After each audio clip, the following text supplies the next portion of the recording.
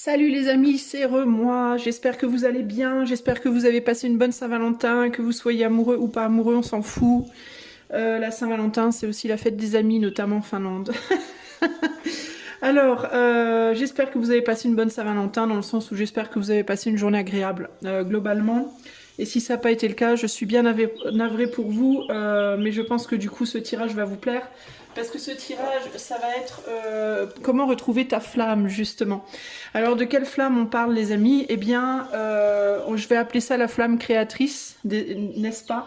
La flamme manifestatrice. Ça se dit pas, hein? Manifesteuse, bon bref, la flamme de la manifestation.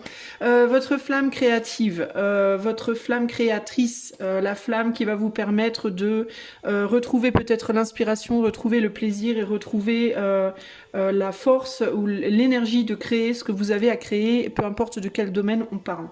Pour faire ce tirage, ça sera un tirage encore une fois à choix, parce que j'aime bien les tirages à choix, moi perso. Je sais pas vous, mais moi j'aime beaucoup. On va utiliser pour le choix le Mythologia Phoenica Tarot. Pour le choix 2, on va utiliser le Bluebird, le normand qui est là-bas. Et pour le choix 3, on va utiliser... Non, pas n'importe quoi. Oh, elle commence. Pour le choix, le Phoenica Tarot. Pour le tirage en lui-même, le Bluebird, le normand. Et pour le conseil, je vais y arriver, hein, l'oracle du soleil. Je suis à l'ouest. Alors, je vais me lancer un petit challenge avec le Bluebird le Normand. Je vais pas vous faire un grand tableau quoi. Je vais tirer 3 fois 5 cartes. Je vais faire un espèce de carré. Et je vais voir ce que ça me dit en fait. Je vais y aller comme ça en mode oracle, ok? Voilà. Allez, bah, c'est parti. On va commencer de suite avec les choix déjà. Donc, on va utiliser le Phoenica. Alors, pour le conseil, je vous lirai un tout petit morceau des cartes de l'oracle du soleil et je vous lirai aussi la partie mythologie de la carte tarot que vous aurez choisie. Allez, c'est parti. Alors, 3 choix. Comment retrouver la flamme pour 3 choix? Comment retrouver votre flamme? Qu'est-ce qui peut, voilà, c'est comme ça que j'avais verbalisé à la base. Qu'est-ce qui peut rallumer ta flamme? Donc, choix 1. On a cette image-là. Iku Turso, choix 1. Choix 2.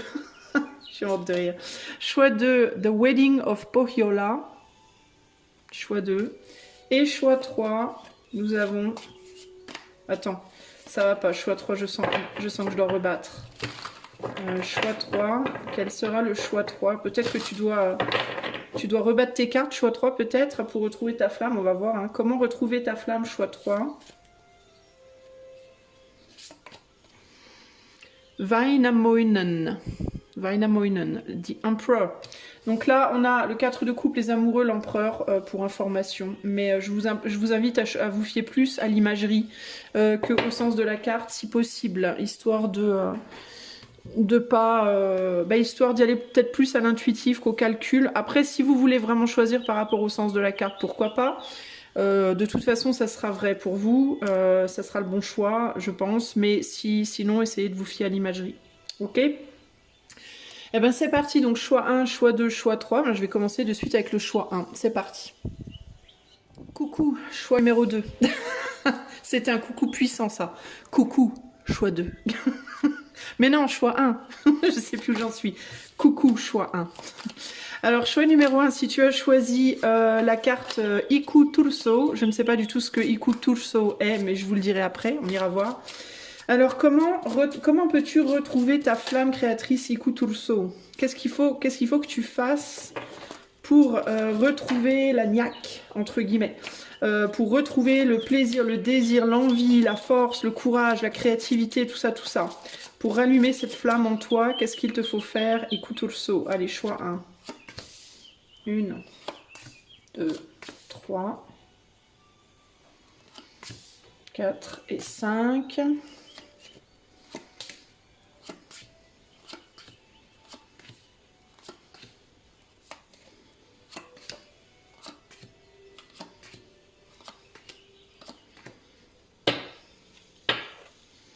Ok, en dos de carte, on a le 21, la montagne. La Mountain, The Mountain. Il me vient la chanson de PJ Harvey, The Mountain. Tiens, tu sais quoi, je vais la noter, je te la mettrai. Si tu es curieuse ou curieux, je t'invite, je vais prendre des notes. Attends. Choix 1, PJ Harvey. PJ Harvey. The Mountain. Voilà, je l'ai noté. Je te la mettrai dans les commentaires. Et tu pourras aller l'écouter. Si tu comprends l'anglais, j'essaierai de la trouver avec les paroles. Si tu comprends pas l'anglais, eh ben, je t'invite à aller sur Google et à faire un copier-coller des paroles en anglais et de les copier dans Translate, dans le traducteur Google pour avoir la traduction. Mais voilà, peut-être qu'il y a un message pour toi dedans. Et en prime, tu auras la possibilité d'écouter une très très belle chanson. Moi, j'adore PJ Harvey. Alors, qu'est-ce qu'on a? Comment retrouver la flamme? J'ai l'impression que il faut que tu choisisses un autre chemin que celui que tu as choisi. C'est comme si on te demandait à toi de retourner en arrière. Peut-être à un moment de ta vie où tu as pris une décision qui t'a mené sur un chemin qui était peut-être pas le bon ou plus le bon. Peut-être que c'était le bon à l'époque, à ce moment-là, mais c'est plus forcément le bon à l'heure d'aujourd'hui. Ce chemin, ça a pu être un chemin d'engagement. Tu t'es peut-être engagé avec une personne dans ta vie à un moment donné. Ça peut être en amour, ça peut être au niveau pro, à toi de voir comment ça va te parler. Mais tu t'es peut-être engagé avec quelqu'un, ça t'a dévié de ta route, pour moi.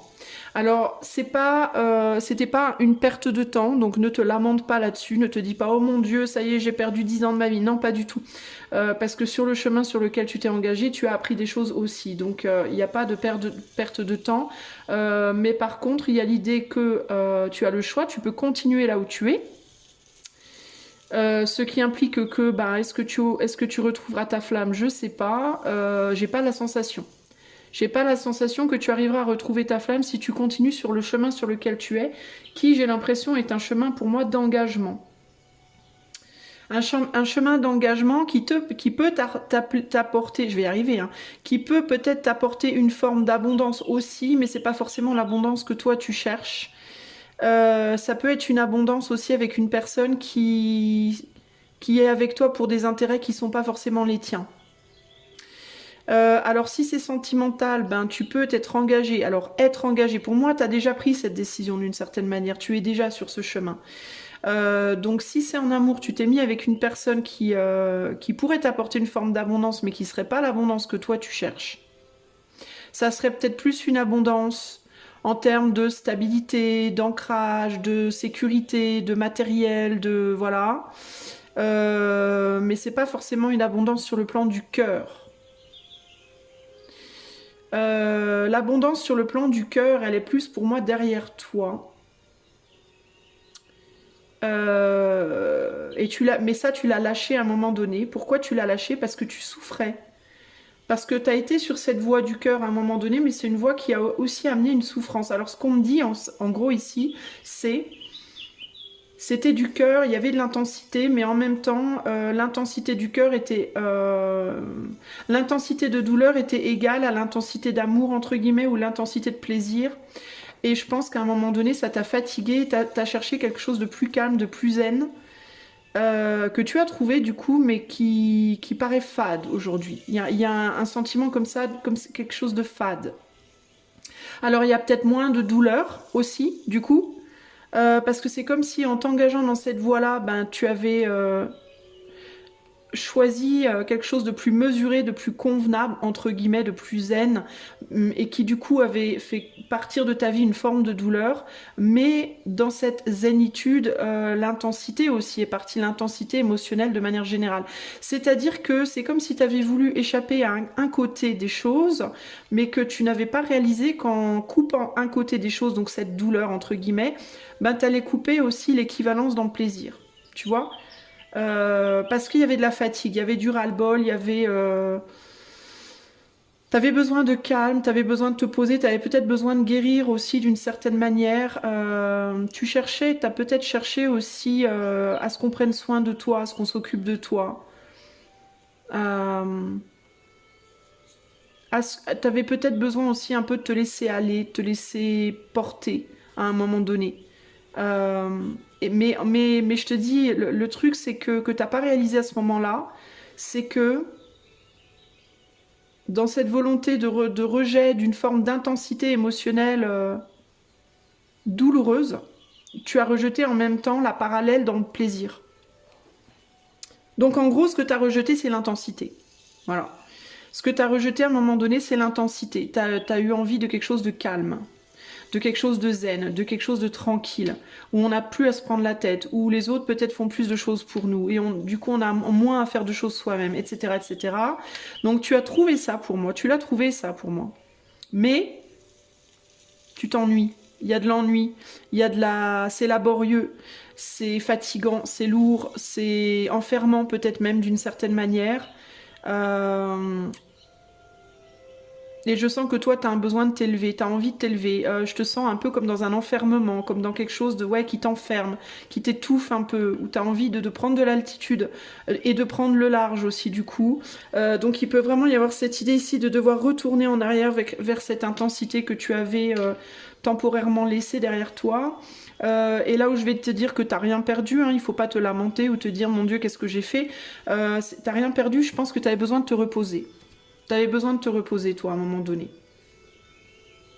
Et tu as eu ce repos. Mais là, aujourd'hui, maintenant, c'est comme si le repos, t'en avais un peu ras-le-bol. Et que tu avais envie à nouveau de t'élever vers d'aller vers l'abondance à nouveau, mais une forme différente d'abondance. Là où c'est compliqué, c'est que ça peut être difficile de quitter aussi ce dans quoi t'as trouvé une forme de confort. Dans cette espèce de pseudo-calme, dans cette espèce de territoire où on est bien tranquille, où on se prend pas trop la tête, où c'est pas trop difficile, tu t'es encrouté un peu, tu t'es habitué à ça d'une certaine manière, et tu as développé des liens, des attaches à cette façon de vivre aussi. Ça peut être un attachement vers une ou des personnes, ça peut être un attachement à des activités, un attachement à une manière d'être qui fait que c'est dur maintenant d'écouter l'appel de cette flamme, d'aller chercher cette flamme, parce que ça implique de couper aussi des choses agréables, mine de rien, et de prendre des risques. De laisser derrière des attaches, de laisser derrière certains plaisirs, de laisser derrière une forme de candeur, une forme de manière aussi d'être un peu enfantine, comme ça, où on se laisse quand même pas mal porter, un petit peu bercé par les gens, bercé par la vie, bercé par... voilà. Et où il va peut-être falloir à nouveau se débrouiller seul. Disons que cette flamme, le prix de ce feu-là, c'est qu'il va falloir l'entretenir, quoi. Retrouver la flamme, c'est une chose, mais après, il faut pouvoir l'entretenir, cette flamme. Vous voyez, c'est ça la difficulté. Et vous pouvez avoir peur aussi d'avoir perdu une forme de maîtrise et de vous brûler, de vous reconsumer trop rapidement. Il y a un côté comme ça aussi. De vous retrouver dans une situation où si vous retrouvez cette flamme, trop rapidement, vous allez brûler trop vite, quoi. Parce que ça fait tellement longtemps que vous avez plus ressenti ça, cette flamme-là, que vous l'avez plus hébergée en vous, que vous avez peut-être peur aussi de plus savoir la maîtriser. Avant, vous aviez une maîtrise, vous étiez fatigué, il y avait un ras-le-bol, mais il y avait un besoin de s'ancrer, de se poser, mais il y avait aussi une maîtrise dans la capacité de gérer cette flamme-là. Aujourd'hui, on dirait que vous l'avez un peu paumé, votre maîtrise. Il peut y avoir un peu vous voyez, un côté comme ça.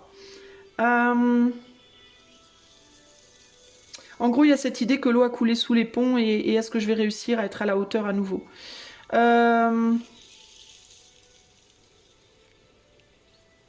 J'essaye de voir s'il y a d'autres choses qui me viennent. Comment retrouver la flamme? Pour moi, elle est clairement, pour moi, votre flamme, elle est clairement, vous l'avez laissée derrière. D'une certaine manière, vous l'avez laissée derrière. Je sais pas trop comment. Et avec la montagne, il y a vraiment cette idée de ça va pas être facile d'y retourner, en fait. Ça implique un voyage. Alors, dans certains cas, ça peut impliquer un voyage physique. Ça peut vous impliquer un voyage physique. Mais ça implique aussi et surtout de laisser derrière des liens affectifs, pour moi. pour en retrouver d'autres du coup qui seront pas de la même teneur, qui seront peut-être plus intenses du coup. Mais et puis ça implique aussi d'être mature dans le sens de se dire que ben plus d'intensité oui, mais peut-être aussi du coup plus de difficulté aussi. Peut-être aussi plus de douleur à certains moments.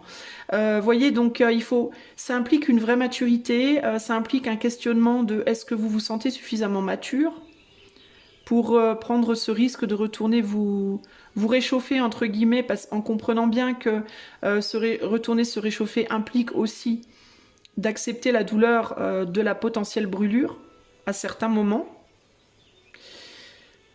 Vous voyez, il y a cette idée de... Vous, c'est une question d'intensité. Vous, votre flamme, vous pouvez la retrouver en mesurant le niveau d'intensité que vous voulez dans votre vie. Pour que votre flamme renaisse, il vous faut retourner vers une vie plus intense, moins ancrée, plus détachée, plus libre. Voilà, il vous faut retourner vers une forme de liberté qui peut vous faire peur, paradoxalement, qui peut en même temps vous attirer énormément et en même temps vous faire peur.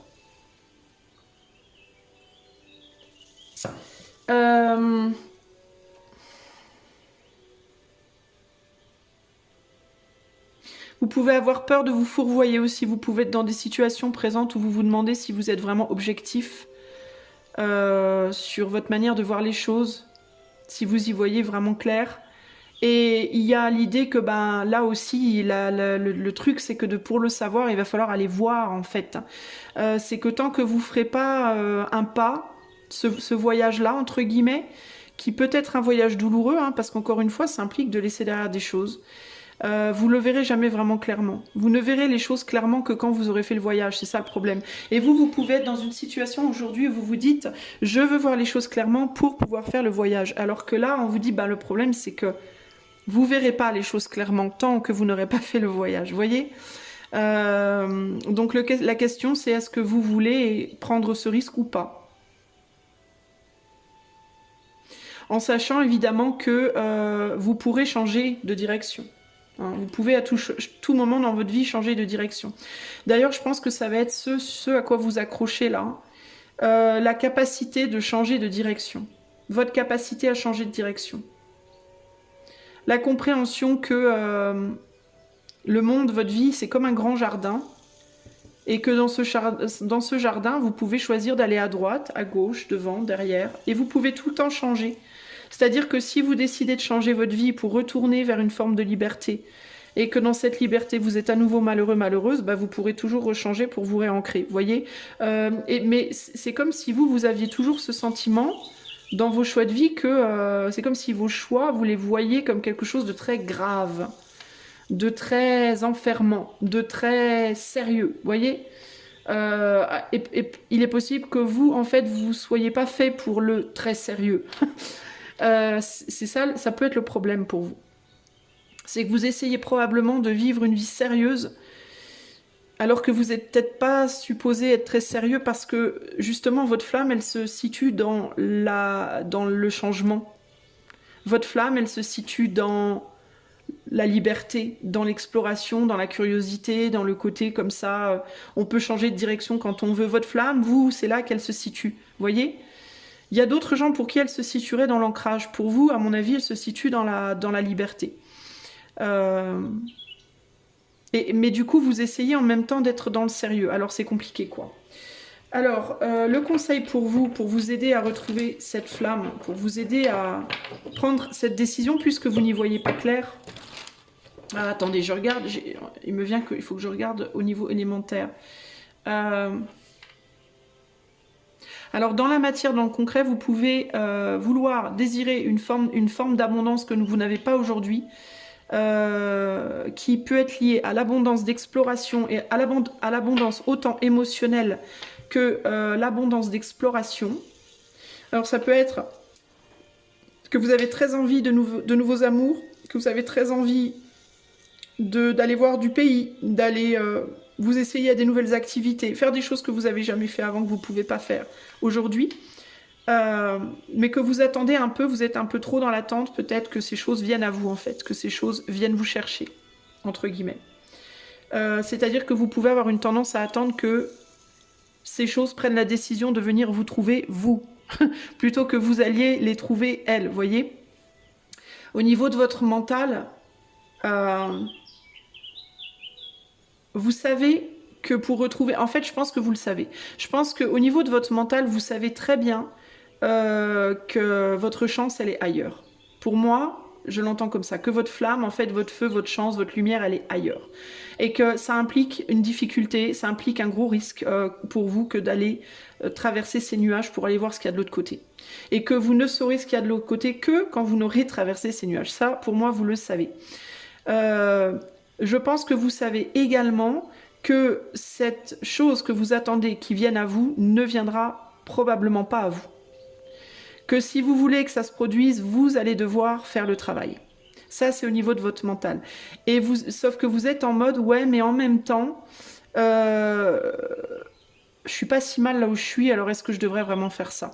Alors certes, vous n'êtes pas si mal parce que vous êtes habitué, parce que vous êtes un peu endormi dans votre confort, entre guillemets. Mais la vraie question à vous poser, c'est, au-delà d'être pas si mal, est-ce que vous êtes vraiment heureux, heureuse? A priori, non, puisque si vous faites ce tirage, c'est que vous n'avez pas votre flamme.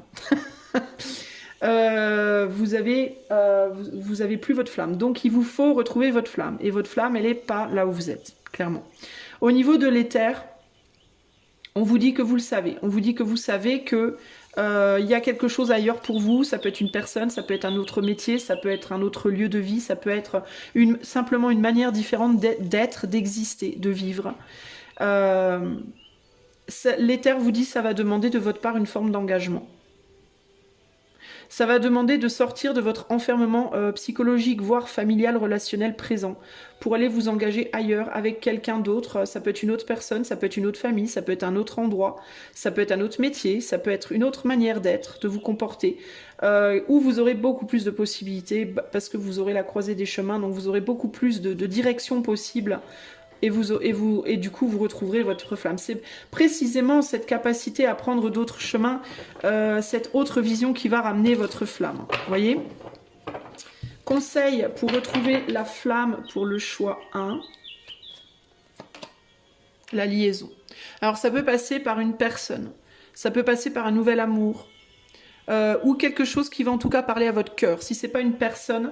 Alors ça peut être une personne qui est loin de vous, qui peut vous attirer, ou ça peut être, je vais quand même retourner le jeu, que vous rejetez, dont vous ne voulez pas entendre parler pour le moment, parce que ça vient de challenger ce que vous avez déjà, donc forcément, parce que peut-être aussi c'est trop fort. Il peut y avoir une idée dans certains cas même d'un amour ancien, où on s'était connu enfant ou ado et on se retrouve adulte. Ça peut être une personne qui est seule et qui est loin de vous avec la découverte ici. C'est une personne aussi qui vient vous amener, qui vient vous pousser à la redécouverte de votre propre indépendance pour moi. Ça peut être quelqu'un qui vient vous rappeler comme à quel point avant vous étiez indépendant, indépendante et à quel point maintenant vous ne l'êtes plus. Donc au-delà de la possible manifestation d'une nouvelle relation, ça peut simplement être quelqu'un qui vient vous titiller sur le sujet de votre indépendance ou de votre dépendance. Je pense qu'à l'heure actuelle, vous êtes dans une forme de dépendance à d'autres personnes, à un lieu, à un métier, à une famille, etc., etc., à vous de voir. Alors, je vais vous lire la liaison. Alors, si c'est pas un amour, ça peut être pro aussi. Hein. Ça peut être quelqu'un qui vous propose un métier dans lequel vous seriez indépendant. Vous voulez rester en entreprise, par exemple, vous voyez, et ça vient titiller votre désir d'indépendance, mais qui vous fait peur parce que ça vous demande de reprendre des risques que vous n'avez pas pris depuis longtemps, et ça peut vous faire flipper. Vous voyez, ça peut aussi être sur le plan pro ou un projet ou autre, hein, mais qui vient toucher au sujet justement de cette indépendance. Très intéressant. Alors, la liaison, c'est le 5. Ah ouais, mais je suis pas dans la bonne planète. Isa, c'était pas dans la bonne planète, ça va pas aller. Alors, on va aller sur Vénus, voilà, c'est là qu'on est.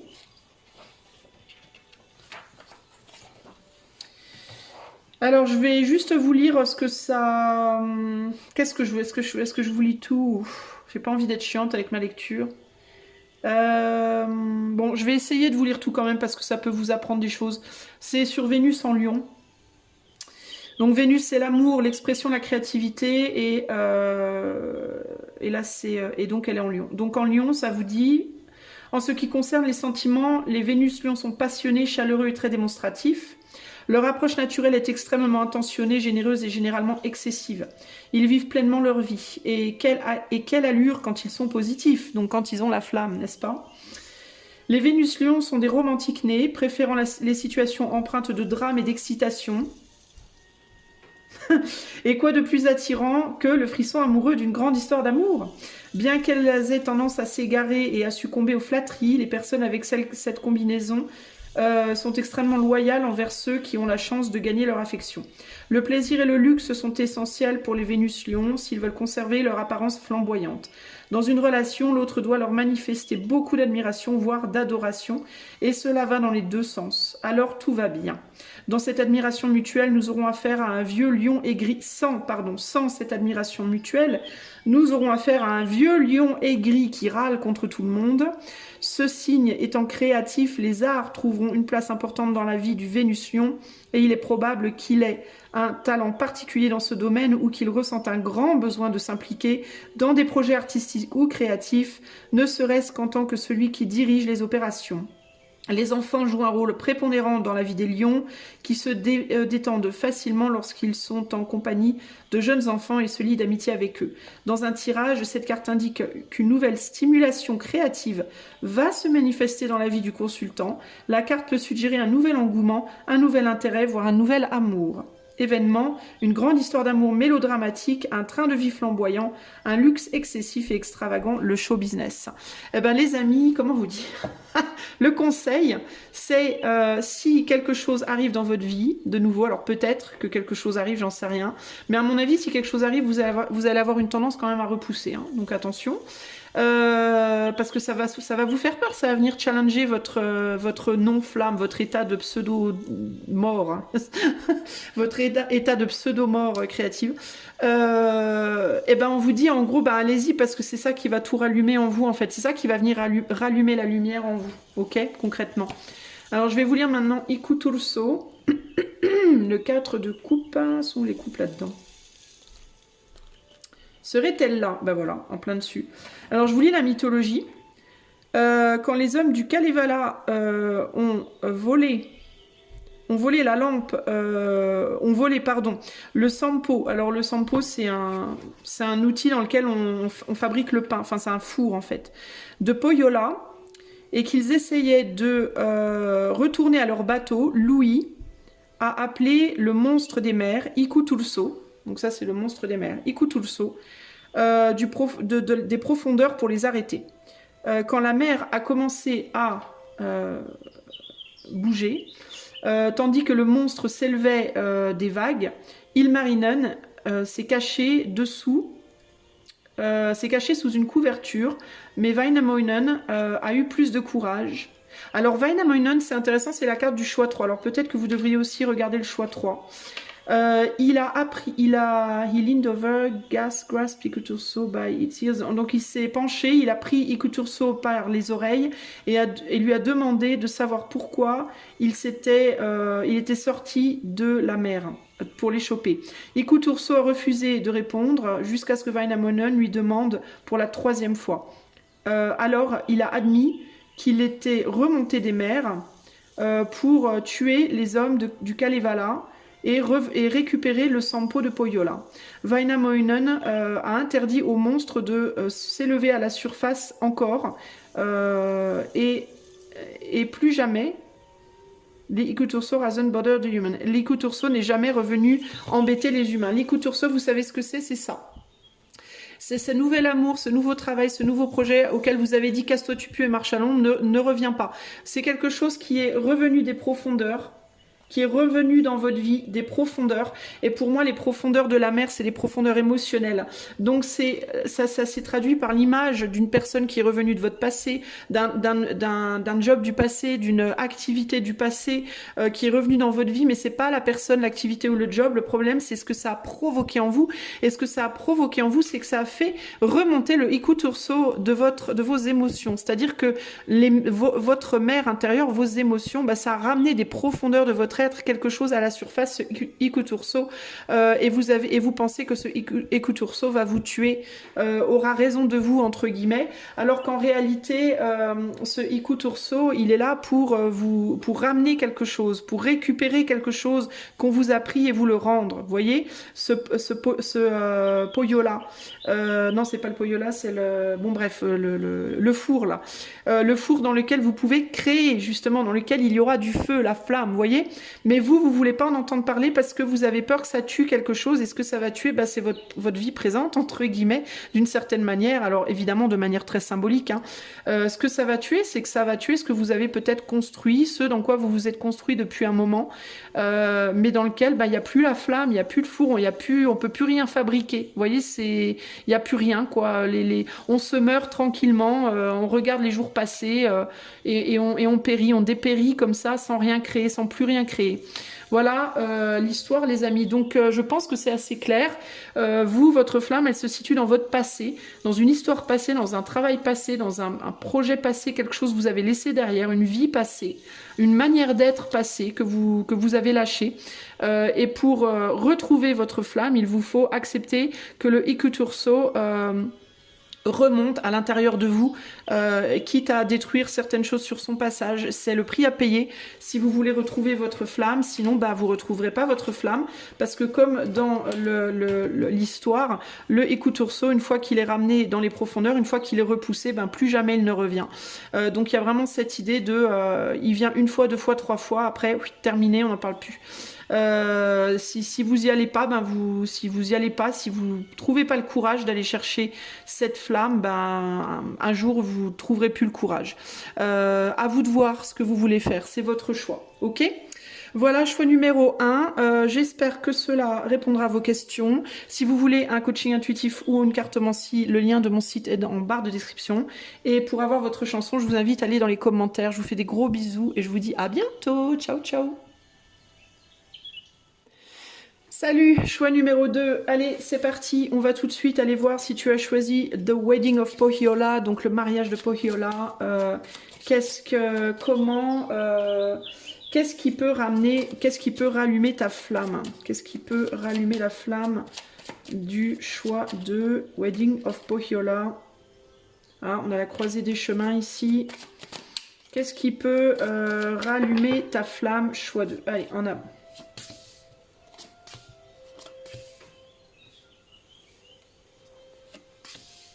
Je sais pas pourquoi je le mets si haut, vu que les cartes là, elles sont toutes petites. Alors, qu'est-ce qui peut rallumer la flamme du choix 2? Intéressant. C'est intéressant.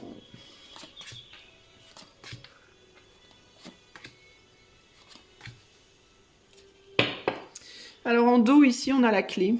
Le 33, la clé. Si c'est un nombre qui te parle, je t'invite à en prendre compte. Alors toi, ce qui peut rallumer ta flamme, c'est de continuer à avancer, c'est d'aller de l'avant, c'est de surtout pas retourner en arrière pour moi. Alors je dis c'est intéressant parce que c'est un peu, je veux pas faire trop de spoilers, mais c'est un peu l'inverse du choix, hein, du coup. Alors,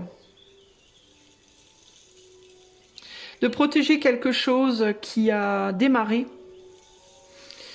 Protéger quelque chose qui a démarré même si c'est difficile. Alors toi, je pense que tu as commencé quelque chose. Tu ressens peut-être des sentiments pour une nouvelle personne. Tu ressens peut-être des sentiments du cœur pour un nouveau travail potentiel, un nouveau projet potentiel, une idée. Il y a peut-être quelque chose qui t'attire, mais ça te paraît extrêmement difficile d'avancer. Pour autant, on te dit, toi, si tu veux rallumer ta flamme, il faut surtout pas que tu recules, il faut surtout pas que tu retournes en arrière. Il faut que tu continues d'avancer. Je vais être extrêmement sincère avec toi, choix 2. Pour moi, la flamme, elle n'est pas encore en vue. Ok? Toi, tu peux vraiment être dans une situation présentement où tu te dis, j'ai beau regarder dans n'importe quelle direction, je la vois nulle part. J'ai beau regarder derrière, j'ai beau regarder devant, j'ai beau regarder dans le moment présent, j'arrive pas à la voir, cette putain de flamme, elle est où? Capitaine Flamme, tu n'es pas dans ma galaxie. Quand est-ce que tu vas traverser? N'importe quoi. Donc, on te dit pour autant, continue d'avancer, ne te retourne pas, ne retourne pas en arrière, continue d'avancer. Pour moi, tu vas dans la bonne direction. On a la clé ici, hein, clairement. Hein. La clé, tu vas la trouver en fait. C'est juste que là, tu la vois pas présentement et tu peux même te dire, présentement, tu peux même être un peu en désespoir, en mode, mais jamais je vais y arriver. En fait, on te met sur une situation. C'est pas qu'on te met sur une situation difficile, c'est que tu as choisi un chemin difficile. Mais pour moi, c'est le bon chemin, néanmoins. Ok, tu as choisi le chemin c'est pas de la facilité justement. Pour autant, c'est le bon chemin, mais c'est un chemin qui va te demander beaucoup d'ingéniosité, beaucoup d'intelligence, beaucoup de ruse, et pas au sens négatif, hein, mais au sens on te dit tu as l'intelligence, tu as la spiritualité, tu as ce qu'il faut. Voilà, tu as ce qu'il faut, tu as les bagages pour y arriver, tu peux le faire. Même si dans un premier temps, ça te paraît vachement difficile. Je vois aussi que tu doutes énormément. Je vois qu'il peut même y avoir des gens autour de toi qui te poussent beaucoup à douter. Il peut y avoir notamment un homme, pour certains d'entre vous, ce ne sera pas pour tout le monde, mais il peut y avoir un homme notamment d'un certain âge qui vous rend les choses très compliquées. Voire qui essaye de vous faire douter de vous-même, qui essaye de vous faire croire que c'est pas le bon chemin, que vous vous plantez. De manière directe ou subtile. On me dit que cet homme ne vous fait pas douter nécessairement ouvertement, dans le sens où cette personne ne va pas nécessairement vous dire « tu te trompes de chemin ». Cet homme va peut-être avoir des comportements qui vont vous amener à douter, parfois. Pour autant, l'éther est avec vous. Pour moi, vous avez l'éther avec vous. Vous avez quelque chose, je sais pas, il y a une énergie. Je vais pas dire l'éther, parce que pour moi, c'est une énergie spécifique dans l'éther, qui vous guide, qui vous tire, qui vous guide. Mais vous avez un mal de chien à croire cette énergie. Vous avez beaucoup de mal à croire en cette énergie, en cette chose que vous ressentez, que vous intuitez, que vous percevez, qui vous tire comme ça. Ça me fait penser toujours à de la fumée. Vous savez, dans les dessins animés, la fumée qui vient au museau du chien ou du chat et qui va l'attirer, la fumée de la saucisse qui vient sous les naseaux du chien, les narines du chien. Ça se dit, ou la truffe, pas les naseaux c'est le cheval, bon il y a un cheval en même temps, mais qui vient sous les naseaux du cheval et l'attirer comme ça, encore que les chevaux ne mangent pas de saucisse. Putain, je vais y arriver, je suis en train de m'empêtrer. Lamentablement, entre le chien, le cheval, la saucisse, au secours. Pardon, excusez-moi, I digress. Derrière vous, il y a un autre chemin derrière vous. Oui, il y a un autre chemin derrière vous. Il y a un autre chemin qui vous fait douter parce que vous pensez que cet autre chemin qui est derrière vous, alors ça peut être derrière ou genre, vous êtes en train de le laisser derrière, mais on n'en est pas encore tout à fait, vous n'avez peut-être pas encore tout à fait réussi, c'est-à-dire que vous pouvez être encore un peu sur ce chemin-là. Il y a cette idée de « Ah, je sais pas si je dois lâcher parce que c'est dur aussi, j'y vois pas clair, j'ai l'impression qu'on me l'a fait un peu à l'envers, je me prends des coups de bâton, mais en même temps, est-ce que c'est pas ça? Est-ce que je dois pas endurer? Est-ce que l'éther n'attend pas de moi que j'endure gentiment, sans me plaindre, comme un bon petit enfant les choses? Est-ce que je dois pas quand même voir ma chance dans la situation, etc., etc. » Et c'est justement ce sur quoi cet homme-là, si c'est un homme, mais ça peut être une femme, si vous êtes un homme à voir, mais cette personne, alors ça peut aussi être un père, un ami ou quelqu'un autour de vous qui vous dit attention, tu risques de te planter, vous voyez, mais qui pour moi ne, parce qu'en fait, non seulement vous avez du mal à croire en votre instinct, en l'éther, en votre intuition, mais il peut y avoir des personnes autour de vous qui n'y croient pas non plus. Et qui du coup peuvent vous amener à rester où vous êtes ou à revenir en arrière. Pour autant, pour moi, c'est un piège. Pour moi, ces gens qui veulent que vous restiez en arrière, ou bien il y a deux catégories possibles. Il y en a qui voudraient que vous restiez en arrière parce que ces personnes-là, elles voudraient que ce soit ces personnes-là qui avancent et pas vous. Donc il y a l'idée de si toi tu restes en arrière, ça va être plus facile pour moi d'avancer. Mais il y a aussi une autre catégorie de personnes qui vont vouloir que vous restiez en arrière. Ça ne sera pas forcément parce qu'elles sont méchantes ou qu'elles ne veuillent pas que vous avanciez. Ça peut être parce qu'elles, elles ont du mal à croire en ce que vous croyez. Et comme elles ont du mal à y croire, elles pensent que vous faites une erreur. Et en fait, elles projettent sur vous leurs propres doutes. Vous voyez ce que je veux dire? Donc, c'est pas nécessairement méchant. Ou calculé même, mais ça peut être un instinct de protection, ça peut être une volonté de vous protéger, mais qui au final ne vous protège pas, parce qu'au final ça vous mène pas sur le bon chemin. Vous voyez ce que je veux dire? En fait, on vous dit vraiment vous d'écouter votre intuition, parce que je pense qu'il y a une énergie au-delà, éthérée, qui vous attire, qui vous tire, qui vous dit allez, tu peux le faire, you can do it, viens. C'est par là qu'il faut aller, continue, tu vas la trouver ta clé. C'est à ça pour moi qu'il faut vous accrocher, les amis du choix 2. C'est pas à ce que vous voyez dans la matière. Et c'est pour ça que votre chemin, il est vachement dur, en fait. Hein. Il est vachement dur, votre chemin, parce que votre chemin vous demande une confiance totale en l'éther. De faire plus confiance en l'éther que dans la matière. Et ça, pour vous, ça peut être un gros challenge. Vous pouvez avoir vraiment du mal avec ça. C'est-à-dire qu'il y a des moments où vous pouvez vous dire « je sais, je sens que c'est ça ». Et d'autres moments où vous pouvez vous dire « non, mais je suis en plein délire, je vois bien que dans la matière, c'est pas ça ». Donc, vous voyez ce que je veux dire? Et vous pouvez avoir tendance à vouloir vous raccrocher à ce qui est très terre à terre.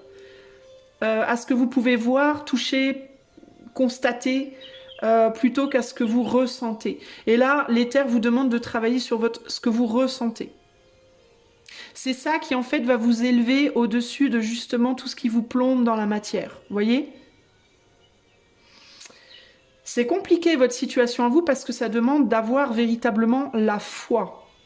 Et la foi, c'est pas de croire. La foi, c'est une croyance, mais aveugle. C'est-à-dire que la foi, c'est je peux rien voir, j'ai rien de concret, j'ai aucune preuve matérielle par A plus B, mais j'y crois quand même au-delà de ce que je peux voir ou toucher. Donc vous, en fait, vous êtes sur un test de foi, véritablement. Et vous allez trouver votre flamme. En fait, ce qu'on me dit ici, pour vous, c'est très particulier, parce que vous n'allez pas retrouver votre flamme, vous allez trouver une nouvelle flamme. Donc c'est au-delà de juste retrouver sa flamme. Parce que retrouver sa flamme implique que vous en aviez une avant et que vous pourriez vouloir retourner à celle-là. Et dans les 3/4 des cas, c'est ça. Mais pour vous, c'est différent parce que vous allez trouver quelque chose qui est tout nouveau. C'est-à-dire que vous n'avez jamais expérimenté ça. Donc pour moi, la flamme, vous allez la trouver. Mais c'est pas une flamme que vous avez déjà connu en fait. C'est une manière d'expérimenter la flamme, mais totalement différente de comment vous l'avez expérimenté auparavant.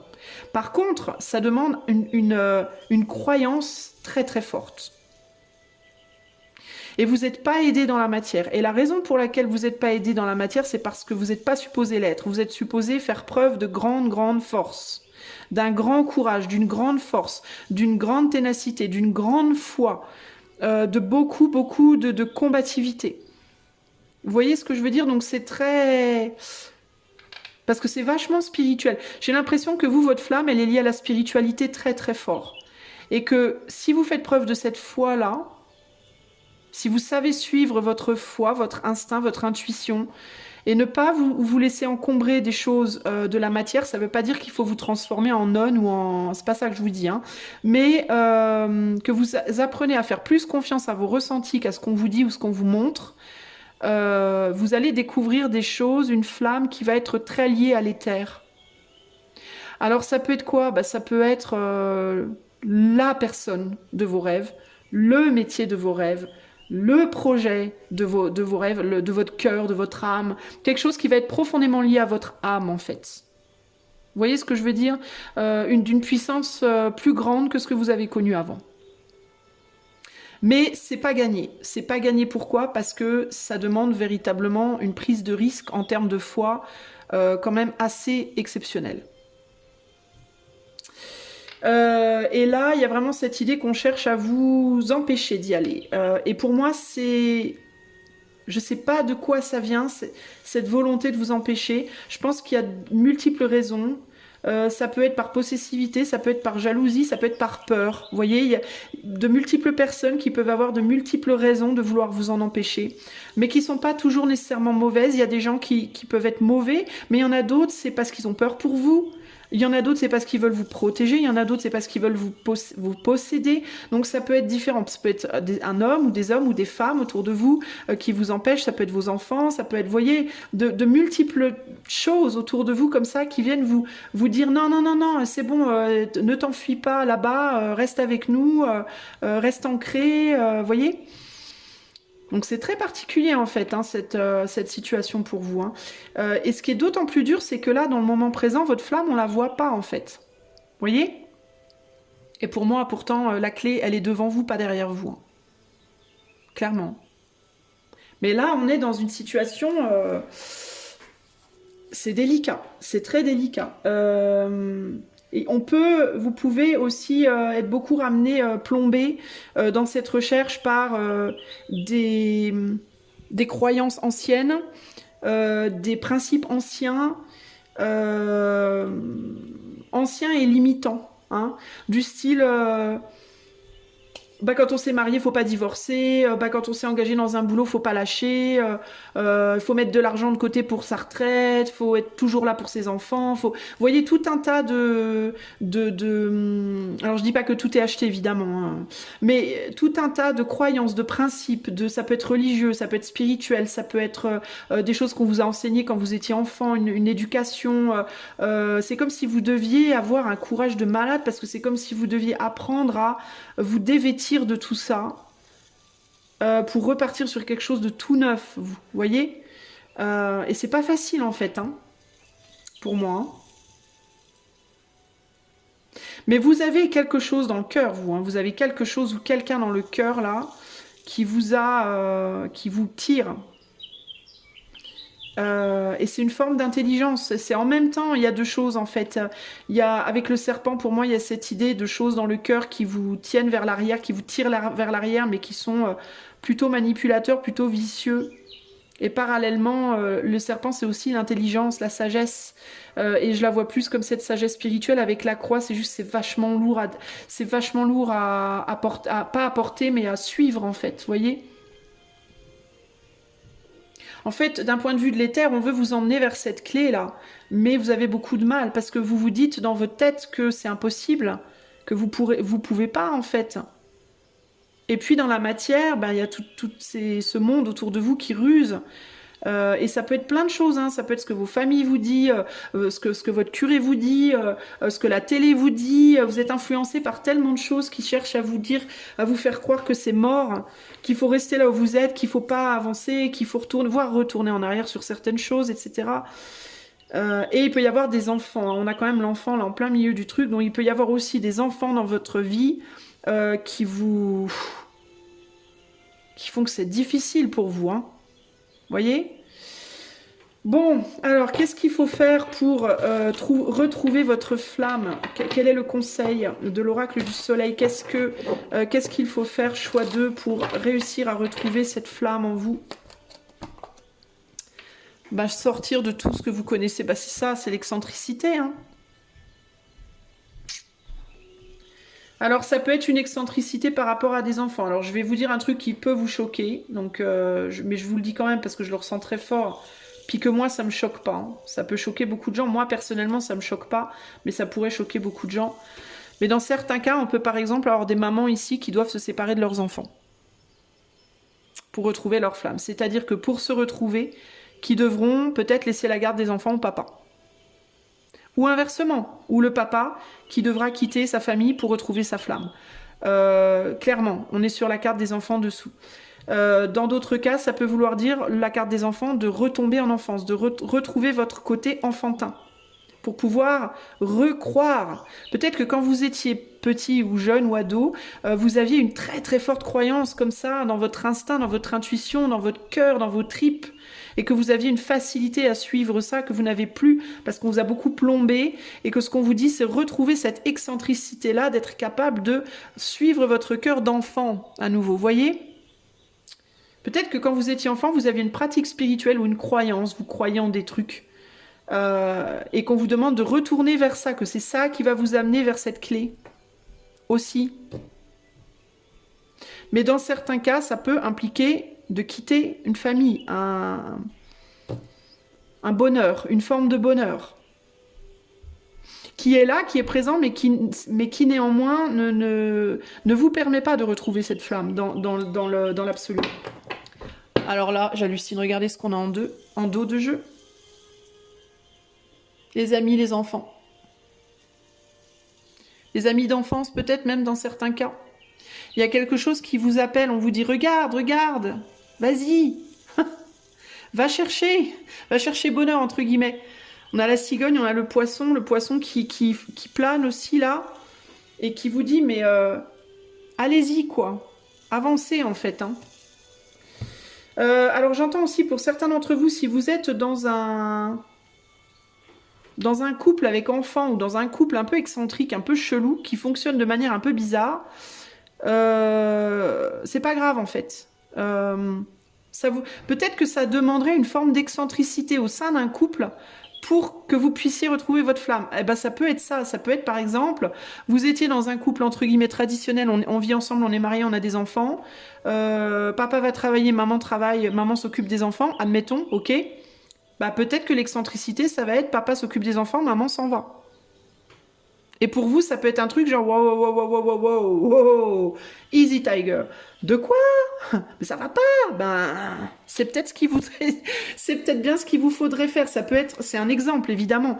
L'excentricité, ça peut être plein de choses, mais voyez, peut-être que ça va demander une forme d'excentricité dans votre manière de vivre votre vie, de couple peut-être, ou par rapport à vos enfants, ou par rapport à je ne sais quoi, pour que vous puissiez aller faire ce que vous avez à faire, quoi. Que vous écoutiez votre inspiration. Parce que si vous l'avez pas, cette excentricité-là, ben, vous aurez peut-être pas la possibilité de suivre votre inspiration. Vous voyez? C'est particulier, hein, en fait, hein, votre tirage, les amis. Alors, je vais vous lire, évidemment, la carte de l'excentricité. Alors, c'est Saturne en Verseau. Je vais tout vous lire.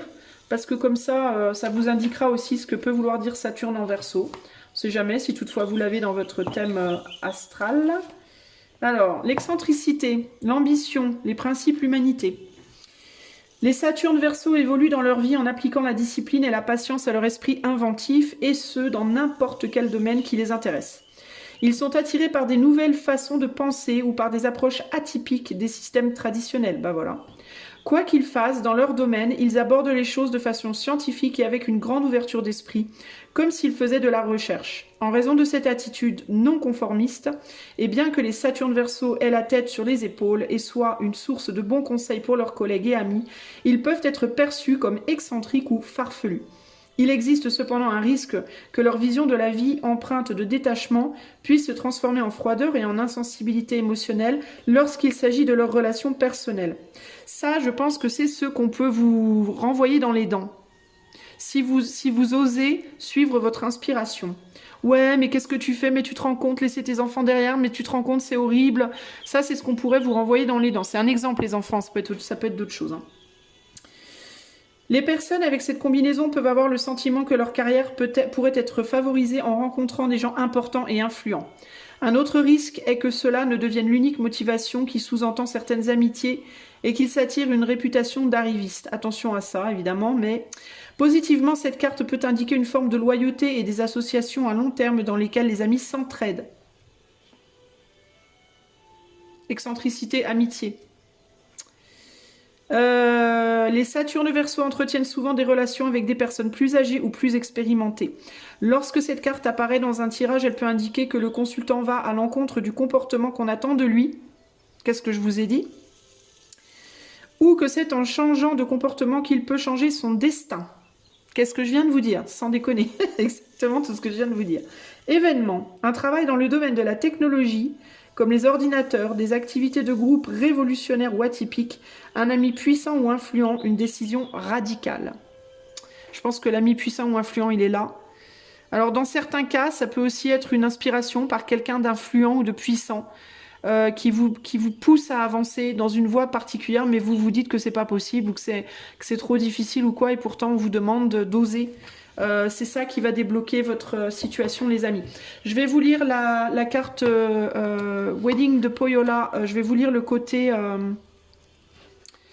la mythologie, parce que ça nous a bien, ça a bien parlé pour le choix 1. Alors attendez, il faut que je la trouve déjà.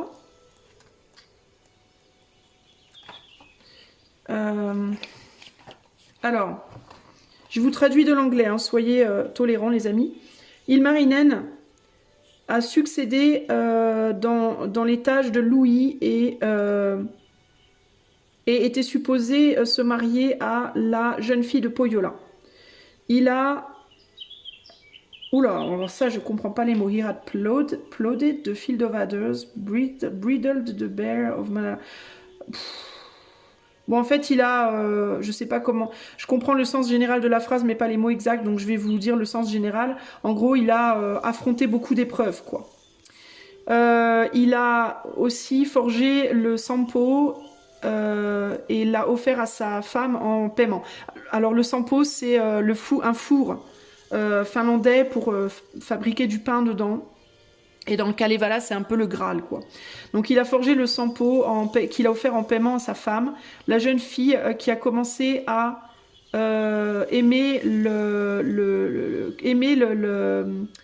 travail de forgeron, entre guillemets, l'a aidé dans son effort. The Great Wedding of Pohjola was held in the lovers' honor. Donc le grand mariage de Pohjola a été tenu en l'honneur des amoureux. All of Kalevala and Pohjola, even the wretched, poor, lame, crippled and disfigured were invited. Donc tous les gens de Pohjola, même les pauvres, les moches, tout le monde était invité à cette fête magnifique. Only Lemminkainen was left uninvited. Il n'y a que Lemminkainen qui a été laissé non invité à l'ordre de Louis. For he was a quarrelsome, parce que c'était un homme qui était toujours à se battre avec les autres et il n'y avait pas ce mariage ne devait connaître aucune bagarre. Après la fête, il était temps pour It was time for the bright sorrowful parting songs. Il était temps de chanter la chanson de tristesse pour la femme. Tandis que elle devait quitter sa maison tant aimée et sa chère mère. She was told to wipe her tears and prepare for her new life. On lui a dit de sécher ses larmes et de se préparer pour sa nouvelle vie. Before the bride and groom left on their sleigh. Avant que la femme et son mari s'en aillent sur leur luge, they were advised to honor one another and work hard for mutual happiness. On leur a dit de s'honorer l'un l'autre et de travailler dur pour leur bonheur mutuel. Donc en gros ici, il y a vraiment cette idée de se marier et de partir en fait, de se marier et de partir, mais au prix, le prix en fait, c'est de laisser derrière sa famille quoi. Il y a cette idée de je m'engage sur un autre chemin avec une nouvelle personne, mais ça implique que je laisse ma mère et toute ma famille derrière moi et que je parte sur ce chemin inconnu avec cette personne et je sais que ça va me demander énormément de travail, mais j'y vais quand même, etc., etc. Donc il y a vraiment cette idée de foi. Donc pour moi, on vous dit que votre flamme, elle est devant vous, mais que là, dans le moment présent, vous avez du mal à voir qu'elle va arriver parce que vous êtes peut-être dans cette phase où vous vous dites que pour avoir quelque chose, il va vous falloir avoir mal, ça va demander de la lutte. En même temps, de quitter ce que vous avez déjà, ça va vous demander de la lutte. Et il peut y avoir cette idée de quoi que je fasse, je vais devoir lutter et ça va être dur et je vais souffrir et blablabla. Bla, bla, bla. Donc, vous ne voyez pas votre flamme. Donc, ce qui vous reste à vous, c'est la foi. Voilà, c'est la foi. Concrètement. Et il peut y avoir cette idée de je vois pas comment je peux continuer dans ma situation en fait. À l'heure actuelle, je ne vois pas comment je peux réussir, comment je peux avancer. Pour autant, pour moi, il y a vraiment cette idée de faut avancer quoi. Peut-être aussi que on parle de mariage et tout ça, vous êtes peut-être engagé sur un chemin aussi dans certains cas avec une personne avec qui vous avez traversé beaucoup d'épreuves et avec qui peut-être on vous demande de continuer et vous vous dites mais moi jamais ça va pas le faire quoi. Et c'est ça qui vous demande peut-être d'avoir la foi. Bah si, ça le fera, c'est juste que là maintenant tu peux pas le voir. Donc c'est délicat en fait, hein. Et puis ça peut être un peu différent selon les cas, parce que là on est sur du collectif, donc dans certains cas vous devez quitter une personne pour aller avec une autre, dans certains cas pour en suivre une autre en qui peut-être vous n'avez pas la foi présentement, Est-ce que c'est ça? Est-ce que c'est que vous êtes avec une personne, vous devez continuer d'avancer avec cette personne, mais vous n'avez pas ou plus foi en lui ou en elle parce que c'est peut-être quelqu'un qui vous a fait du mal dans le passé, et puis vous vous dites, mais comment faire? Voyez? Mais le mariage de Poyola, c'est un mariage spirituel pour moi, hein. C'est le couple, quoi. Tout le monde est invité au mariage. C'est le plus grand mariage de Poyola. Donc, c'est un très grand mariage. C'est une union sacrée, entre guillemets, vous voyez. Les seules personnes qui sont pas invitées, c'est celles qui peuvent causer des problèmes. Pourquoi? Parce qu'il ne doit y avoir aucun combat dans ce mariage. Ça doit être protégé, ce mariage. C'est un mariage sacré. Donc, on parle quand même d'une personne qui vous est quand même destinée, là. Mais vous avez connu des galères avant. Alors, est-ce que c'est avec la même personne? Vous devez continuer? Je pense pas. Je ne pense pas parce qu'on me dit que vous êtes en train de laisser derrière quelque chose ou quelqu'un, un ami, une amie avec qui peut-être c'était bof, parce qu'on est sur du flirt. Vous voyez? On est sur un flirt, on n'est pas sur un engagement là. Euh,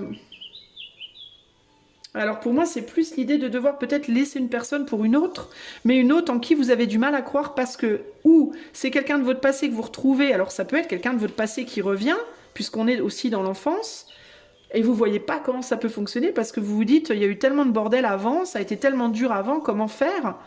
Ou alors, c'est une nouvelle personne et vous vous dites ça marchera pas parce que mes histoires précédentes ont toujours été foirées, vous voyez. Donc ça vous demande d'avoir la foi véritablement en cette flamme, en fait, hein. La foi que vous pouvez retrouver cette flamme, que c'est possible, mais ça va vous demander une forme d'excentricité dans votre vie. Ça va vous demander de faire quelque chose qui peut, aux yeux des gens, paraître hallucinant aussi un peu, hein. Alors ça peut être de quitter quelqu'un ou quelque chose avec lequel vous êtes pourtant bien, vous semblez bien, on peut ne pas comprendre, voyez. Donc vous pouvez passer pour un peu un tordu ou une tordue, peut-être dans le fait de recroire. Et puis l'excentricité, ça peut vraiment juste représenter votre capacité à croire, entre guillemets, à un rêve. Parce que pour aujourd'hui, vous pensez peut-être que c'est juste un rêve, voyez. Et c'est votre foi, c'est la force de votre foi, vous, qui va. Alors qu'est-ce qui peut rallumer votre flamme? La force de votre foi. Voilà, c'est ça qui peut rallumer votre flamme concrètement. Voilà, les amis du choix 2, j'espère que cela vous aiguillera. À vous de voir comment ça vous parle, parce qu'on est sur du collectif quand même. Si vous voulez un coaching intuitif ou une cartomancie, vous pouvez utiliser le lien de mon site qui est dans la barre de description. J'essaie de penser à une chanson pour vous.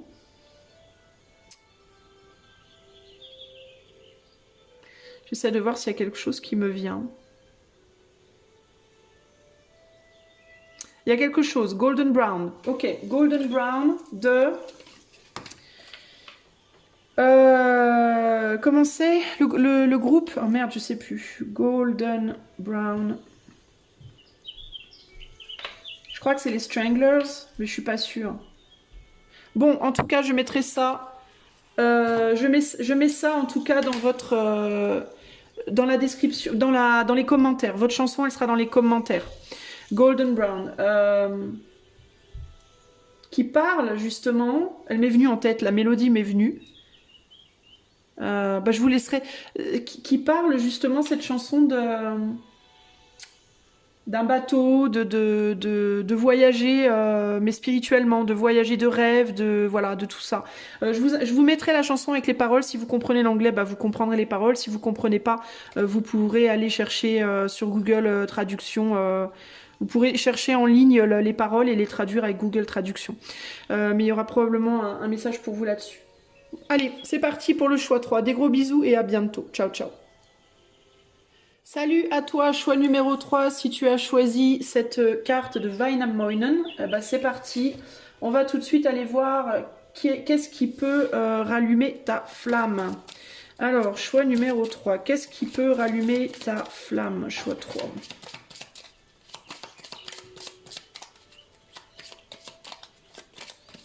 Qu'est-ce qui peut rallumer ta flamme? Allez, en avant.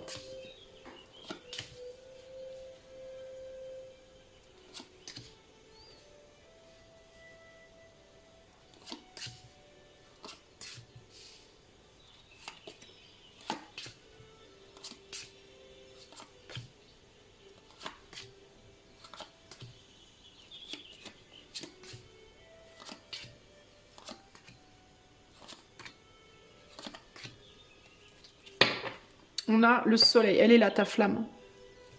Elle est devant toi. Bon, déjà, ta flamme, elle n'est pas derrière toi, elle est devant, ok? Toi, c'est clair comme de l'eau de roche. Alors, par contre, j'ai l'impression que tu te dis néanmoins qu'il faut que tu retournes en arrière, toi. Et ça c'est embêtant.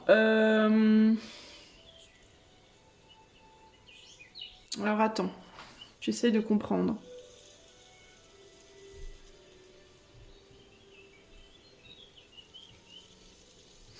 Toi, tu as la croisée des chemins en plein milieu du jeu, donc tu es vraiment à la croisée des chemins là en ce moment. Tu peux te demander qu'est-ce que je dois faire, est-ce que j'avance, est-ce que je recule.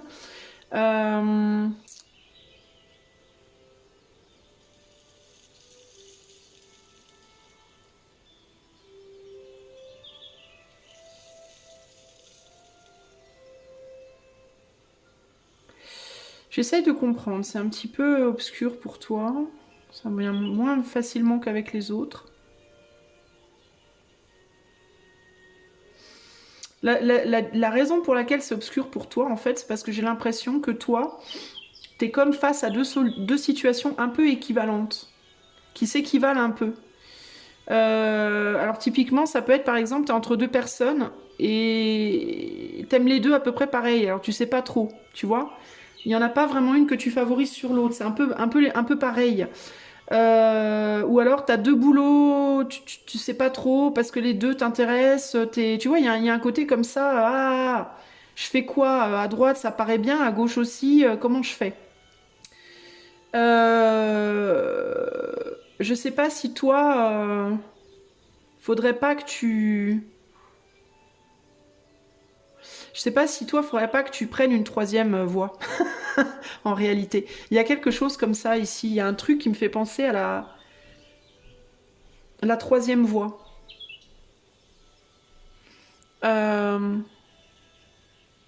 T'es peut-être mis, toi, face à un mur par quelqu'un. Il y a peut-être quelqu'un qui t'a mis un ultimatum, d'une certaine manière. En mode, si tu fais pas ça, eh ben bye bye. Voilà, c'est fini, c'est terminé, on n'en parle plus. Il peut y avoir un côté comme ça. Et du coup, ça peut te mettre très mal, en mode, je sais pas ce qu'il faut faire. Et c'est comme si on te disait, ben...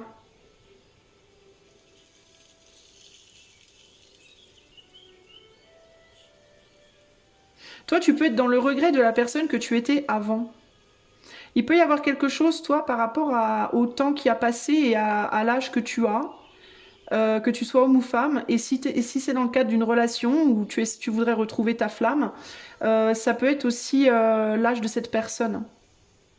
Cette personne qui a vieilli, toi qui as vieilli, et il peut y avoir l'idée, par exemple, de qu'est-ce que je fais, quoi? Est-ce que j'ai encore une chance si Tu vois, par exemple, je te donne un exemple. Si t'es avec quelqu'un qui te dit faut que tu m'épouses, c'est maintenant ou jamais, moi je peux plus attendre, je suis trop vieille, trop vieux. Euh, De toute façon, si c'est pas moi, tu te marieras plus avec personne parce que t'es trop vieux aussi, tu vois, ou moi je trouverai plus personne, tout. Tu vois, il peut y avoir un côté comme ça, et du coup tu peux te dire, ben, qu'est-ce que je fais? Parce que est-ce que je peux trouver quelqu'un d'autre? Est-ce que je dois me marier parce que j'ai peur de plus pouvoir? Tu vois, il peut y avoir des questionnements comme ça. Des questionnements par rapport au temps qui passe et à une prochaine occasion qui pourrait être là ou pas là et qu'est-ce qu'on fait? Mais c'est comme si t'étais ni vraiment convaincu qu'il fallait que tu te maries, ni vraiment convaincu qu'il fallait pas. Tu vois ce que je veux dire? Il y a un côté un peu comme ça en mode que faire, quoi. Et c'est pas nécessairement que par rapport à un engagement romantique, ça peut être par rapport à un boulot, par rapport à, tu vois, il y a cette idée de je ferais bien autre chose, mais faire autre chose, c'est bof, ça me paraît bof. Faire ce que je fais, ça me paraît bof. Du coup, je sais pas quoi. C'est comme si rien ne te, tu vois, comme s'il y avait rien qui te, comme si tu trouvais pas vraiment de direction qui t'attire plus qu'une autre, en fait, d'une certaine manière. Et toi, c'est comme si on te disait, bah en fait, faut pas t'engager. Je pense que tu contemples un engagement dans quelque chose parce que tu te dis qu'il faut, parce que peut-être tu te dis, bah le temps a passé maintenant à l'âge que j'ai ou voilà, et c'est comme si l'éther te disait, ben la solution c'est peut-être de pas t'engager Tant que justement, t'as pas trouvé ce qui va te faire kiffer vraiment. Tu vois? Peut-être que ce qu'on te dit à toi, justement, c'est plus... Est-ce que s'engager, finalement, c'est vraiment nécessaire absolument? Est-ce que signer un contrat, porter une bague, est-ce que c'est vraiment absolument nécessaire pour ton bonheur, en fait? Est-ce que c'est sage de t'engager sur une voie alors que tu n'es pas sûr de toi, finalement? Est-ce que ce serait pas mieux que tu restes seule pour le moment, du coup, que tu sois homme ou femme, ou que tu n'ailles pas sur un boulot différent, que tu restes pour le moment, ça veut pas dire que ce sera toujours comme ça, mais c'est comme si on te disait ta flamme, elle est pas loin. Mais ta flamme, elle est encore, tu la vois pas, en fait. Elle est pas, tu ne la vois pas, tu l'as pas encore trouvée. Donc là, tu es en train de te demander quoi faire, où t'engager, que faire, alors que tu ne l'as pas encore trouvé. Et donc on te dit à quoi bon? Pourquoi tu veux t'engager dans une situation ou t'impliquer plus profondément dans une situation où il n'y a pas la flamme?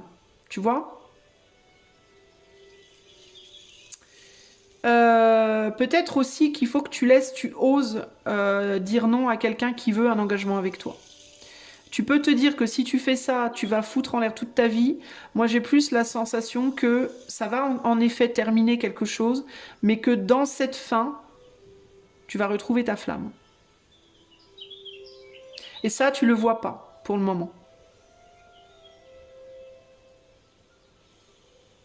Parce que toi, tu te dis, je peux pas retourner en arrière, et en même temps, je veux pas nécessairement non plus m'engager avec cette personne ou sur ce chemin-là, que faire? Bah, c'est comme si on te disait, bah, fais tomber ce chemin, et derrière, tu retrouveras ta flamme. En fait, il y a une personne qui fait barrage à ta flamme. Et cette personne qui fait barrage à ta flamme, elle te demande de t'engager dans quelque chose. Et tu peux avoir peur en même temps de dire non à cette personne parce que tu te dis, bah, cette personne, c'est peut-être ma chance en même temps. Et puis il peut y avoir de l'attachement avec cette personne aussi, hein. Peut-être dans certains cas, il y a des enfants avec cette personne.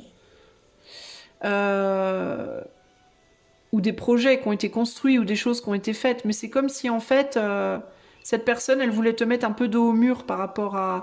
Comme si cette personne, elle voulait absolument que tu vois quelle est ta chance, qu'il ou elle est ta chance, tu vois. Et ça peut être professionnellement, si ça peut être un employeur qui te propose un truc, ou tu vois. Mais comme tu veux pas dire oui, tu veux pas y aller, bah tu retournes en arrière sur ton passé, toi. Tu te dis, en retournant en arrière, je retrouverai ma flamme. Et du coup, ben en fait, non. En fait, il faut que tu aies la... En fait, je pense que tu retrouveras ta flamme quand tu auras eu le courage de dire non à quelqu'un. Retourner en arrière ne t'aidera pas parce qu'en arrière, tu vas juste te retourner sur des trucs que tu as déjà vus, déjà connus, déjà fait, déjà... Et puis qu'il n'y aura pas de flamme de toute façon. Ta flamme, elle n'est pas derrière toi, elle est devant. Toi, c'est clair, elle est devant. Donc ça servira à rien de retourner en arrière. Faut que tu ailles de l'avant, mais aller de l'avant implique d'être capable de dire non à quelqu'un. Retourner en arrière, ça peut aussi vouloir dire stagner, hein. C'est pas nécessairement que tu veux retourner en arrière, mais ça peut vouloir dire que tu veux pas regarder ce que tu dois affronter, que tu veux pas le regarder, que tu préfères rester dans une stagnation. Tu vois? Tu peux avoir envie de partir, tu peux avoir aussi envie de retourner en arrière dans une vie comme avant, ou dans une manière d'être comme avant, ou tu vois, tu peux être renfrogné, toi. En mode, moi, je veux plus discuter, je veux pas discuter, je veux pas. Il y a peut-être quelqu'un qui t'essaie de te forcer à la discussion, de te forcer à reconnaître la chance qu'il ou elle est pour toi, que ce soit sentimental ou autre. Et toi, tu veux pas parler, tu veux pas discuter, tu préfères t'échapper ailleurs. Il peut y avoir ce côté-là. T'essayes de te barrer, tu vois, de pas... Et cette personne, elle est comme un barrage à ta flamme, au retour de ta flamme, tu vois. Toi, tu voudrais retourner là où tu étais avant, comme tu étais avant, retrouver le... Mais en même temps, en voulant faire ça, ben, tu retrouves aussi beaucoup de soucis que tu avais avant, tu vois. Donc, est-ce que c'est vraiment la solution? I don't know. Du point de vue de l'éther...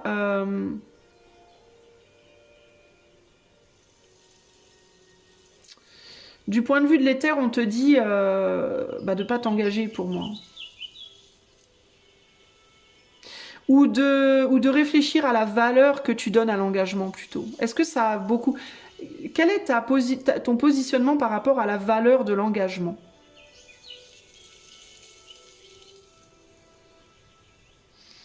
Est-ce que, j'entends aussi, est-ce que tout ce qui brille est vraiment de l'or? J'entends ça aussi. Est-ce que tout ce qui brille est vraiment de l'or? Est-ce que toi tu as plus de valeur que l'autre personne? Est-ce que l'autre personne a plus de valeur que toi? Est-ce que... Euh,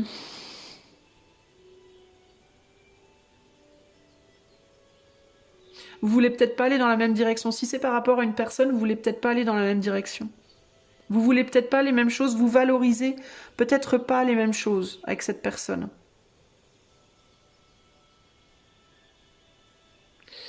Euh, J'essaie de voir s'il y a d'autres choses qui me viennent.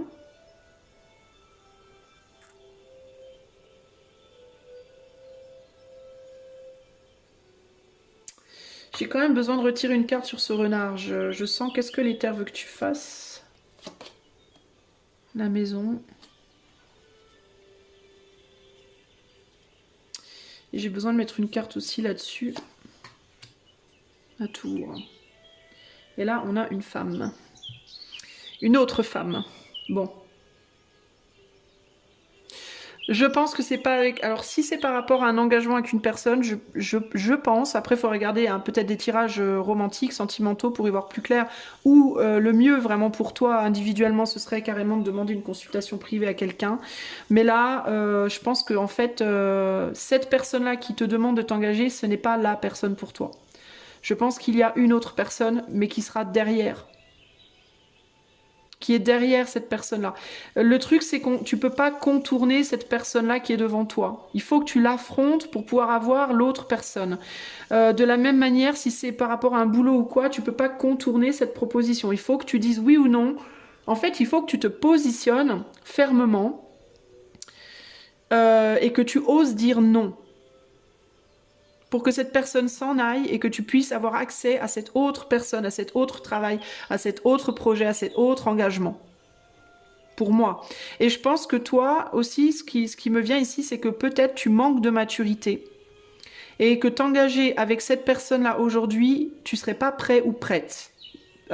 Émotionnellement ou psychologiquement ou matériellement ou je ne sais pas quoi, il y a un endroit, un domaine de ta vie dans lequel tu manques de maturité et si tu t'engages avec cette personne-là, là maintenant, tu serais pas à la hauteur de ton engagement à mon avis.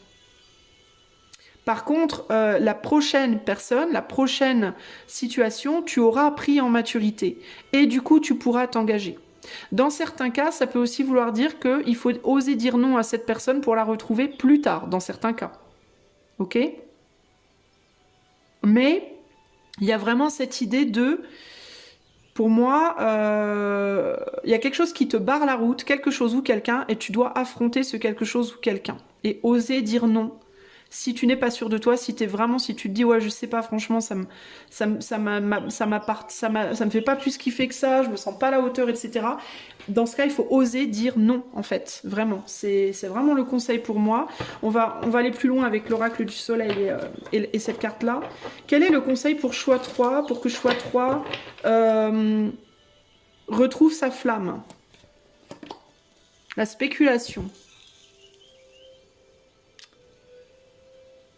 Ça me fait encore penser à cette idée de chercher une direction et de ne pas la trouver pour moi. On a Jupiter en cancer, donc je vais aller voir de quoi on parle. Et là, on a l'excitation. Bon, l'excitation, c'est vraiment l'idée de quelque chose qui peut te ramener vers, qui peut t'appeler vers, te ramener en arrière là. Mais il y a encore cette idée pour moi de, tu vois, je sens pas que, il y a peut-être des choses qui cherchent à te ramener en arrière, mais pour moi, je sens pas que c'est ta direction, hein, bizarrement. C'est plus l'idée de je me sens prise au piège et du coup comme je suis pris au piège je vais retourner dans mes vieux travers. C'est plus comme ça que je la ressens cette carte. Bon on va aller voir ce qu'elle nous dit. Jupiter en cancer. Alors Jupiter, où es-tu déjà? Alors tu es là. Et le cancer c'est la 4. Alors je vais te lire la carte en entier, ok? Alors cancer, on parle de gain, de nutrition, de lien affectif. Les personnes avec Jupiter en cancer ressentent... Alors, ça veut pas dire que toi, ton Jupiter en cancer, évidemment. C'est juste le message. Hein. Les personnes avec Jupiter en cancer ressentent le besoin de conserver et d'approfondir leur sens des traditions et des racines familiales afin de pouvoir évoluer dans leur vie. Ce désir d'être entouré et de s'occuper des autres peut s'étendre à la communauté au sens large, qui peut être considéré comme un prolongement de la famille. Les Jupiter Cancer peuvent également bénéficier de leur capacité à explorer l'histoire familiale pour approfondir leur compréhension du passé. L'éducation qu'ils ont reçue dans leur enfance a été positive et agréable, et c'est pourquoi ils essayent de transmettre ces qualités à leurs proches. S'ils n'héritent pas de biens matériels, ils héritent certainement de fortes traditions familiales, et le plus souvent des deux. Les personnes avec cette combinaison reçoivent souvent un héritage familial qui peut servir de base à la création d'une entreprise familiale. Elles sont généralement un excellent ressenti lorsqu'il s'agit d'acquérir une propriété et lui donner de la valeur une fois qu'elles en sont propriétaires. Celle-ci pourrait d'ailleurs, à un moment donné, être utilisée pour des rassemblements à caractère religieux, philosophique ou éducatif. Lorsque cette carte apparaît dans un tirage, elle encourage le consultant à se tourner vers sa famille pour obtenir un soutien, voire une aide financière, pour répondre à la question posée. La carte, la spéculation est également une bonne indication de l'issue positive d'une transaction immobilière imminente. Bon, alors là, je comprends pas trop de quoi on parle. Alors, est-ce que c'est par rapport à... Bah, on a la maison après tout, là. Est-ce que c'est par rapport, pour toi, à l'engagement, par rapport à l'achat d'une maison? Ou d'un lieu? C'est possible.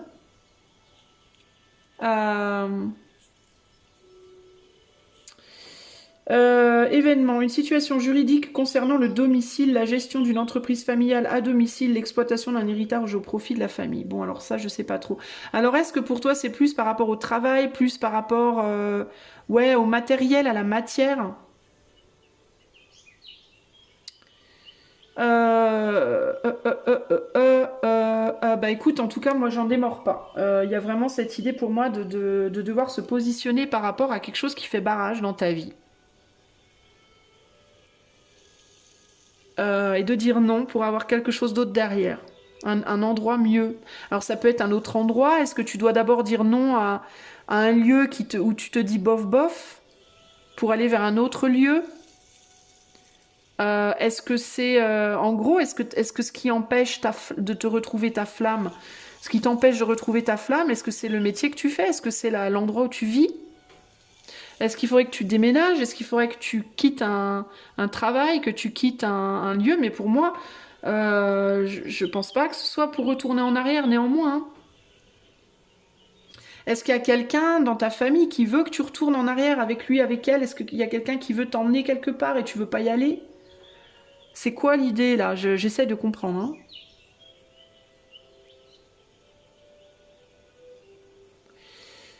Ou alors, est-ce que, comme on parle beaucoup d'ancrage familial, de tradition, est-ce que tu veux retourner chez toi, dans une famille?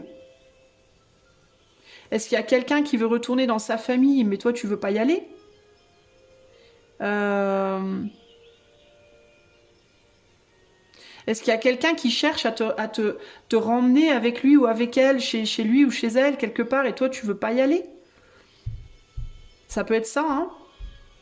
Ou quelqu'un, on te dit, ben, avance, quoi. Va ailleurs, en fait. Mais ouais, je sais pas. Ou est-ce que c'est toi qui veux retourner derrière dans ta... J'ai du mal, là, hein. Franchement, je sens que tu as du mal à trouver ton chemin, mais moi, j'ai du mal à le trouver aussi, dis donc. Dans tous les cas, pour moi, ta flamme, elle était devant. Elle était pas derrière, elle était devant.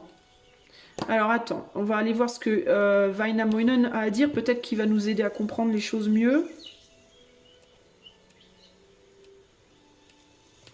Alors, au niveau du message mythologique, l'un des caractères les plus importants de la mythologie finnoise, Vainamoinen, était un sage et un guérisseur depuis sa naissance.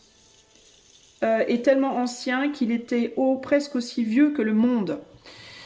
Donc on parle encore une fois du passé des ancêtres. The essential element of the world already existed. Alors les éléments essentiels du monde existaient déjà quand il était né, mais il avait un rôle actif dans la création de la culture humaine. Sa force intérieure et le fer l'aident à avoir un succès dans pratiquement tout ce qu'il tout ce quoi il met son esprit, entre guillemets. De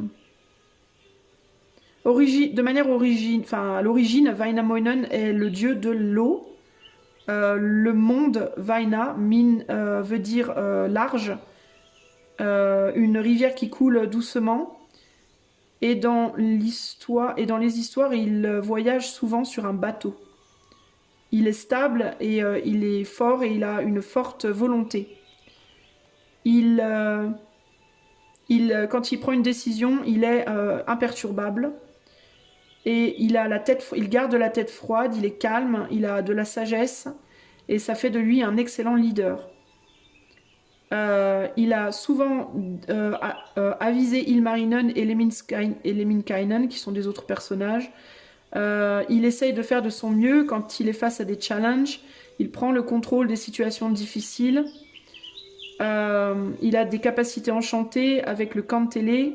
Donc le kantele, c'est son instrument de musique, qui est fait de toute la création, même du soleil et de la lune. Même le soleil et la lune l'écoutent quand il joue. C'est le gardien des traditions, quelqu'un qui écrit des poèmes, qui chante des poèmes. Il veut toujours trouver la vérité dans tout. Wainamoinen n'accepterait pas que les choses soient faites à moitié. En dépit d'être un grand sage, il se la jouait pas en gros. Il n'était pas fier ou égocentrique ou il n'avait pas un ego surdimensionné. Il était pas d'une grande fierté. Bon, donc là, on te décrit une personne. Alors moi, là, je vous avoue, choix 3, je crois que je vais être obligée de tirer d'autres cartes parce que j'ai vraiment du mal à comprendre ce qu'on veut dire. Donc, je vais prendre le tarot et je vais tirer 3 cartes supplémentaires parce que j'ai vraiment du mal à comprendre. Est-ce qu'on veut vous dire d'être votre propre Wainamoinen? Est-ce que c'est ça? Je ne sais pas. Comment est-ce que choix 3 peut retrouver sa flamme? J'ai du mal à comprendre. Au secours, aide-moi. Tarot, Mythologia, Phénica, comment choix 3 peut retrouver sa flamme? Alors, Etainen, Milkpara et le 2 de coupe. Bon, ça m'aide pas beaucoup cette affaire.